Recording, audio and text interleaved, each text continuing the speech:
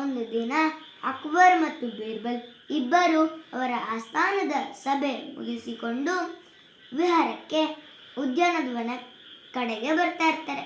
ಅವಾಗ ಅಕ್ಬರ್ ನೋಡ್ತಾನೆ ಆ ಕಡೆ, ಇಷ್ಟು ದೊಡ್ಡದ ಆಲದ ಮರದಲ್ಲಿ ಎಷ್ಟು ಕಾಗೆಗಳಿರ್ಬೋದು ಅಂತ ಮನಸ್ಸಲ್ಲಿ ಅಂದ್ಕೋತಾನೆ. ಅವಾಗ ತಕ್ಷಣ ಬೀರ್ಬಲ್ನ ಕೇಳ್ತಾನೆ, ಬೀರ್ಬಲ್ ಅಲ್ಲಿ ನೋಡು, ಆ ಮರದಲ್ಲಿ ಎಷ್ಟು ಕಾಗೆಗಳಿರ್ಬೋದು ಅಂತ ಕೇಳ್ತಾನೆ.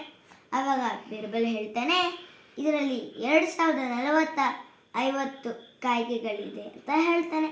ಆವಾಗ ಅಕ್ಬರ್ ಕೇಳ್ತಾನೆ, ನೀನು ಇಷ್ಟು ನಿಖರವಾಗಿ ಹೆಂಗೆ ಹೇಳ್ತೀಯಾ ಅಂತ ಕೇಳ್ತಾನೆ.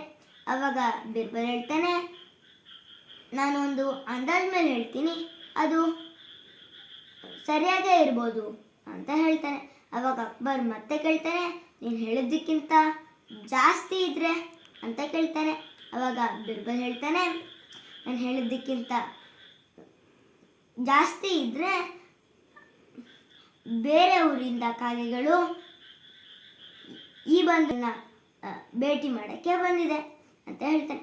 ಆವಾಗ ಅಕ್ಬರ್ ಕೇಳ್ತಾನೆ, ನೀನು ಹೇಳಿದ್ದಕ್ಕಿಂತ ಕಡಿಮೆ ಇದ್ರೆ ಅಂತ ಕೇಳ್ತಾನೆ. ಇವಾಗ ಬೀರ್ಬಲ್ ಹೇಳ್ತಾನೆ, ನಾನು ಹೇಳಿದ್ದಕ್ಕಿಂತ ಕಡಿಮೆ ಇದ್ರೆ ಈ ಊರಿನ ಕಾಗೆಗಳು ಬಂಧು ಮಿತ್ರನ ಭೇಟಿ ಮಾಡೋಕ್ಕೆ ಬೇರೆ ಊರಿಗೆ ಹೋಗಿದೆ ಅಂತಾನೆ.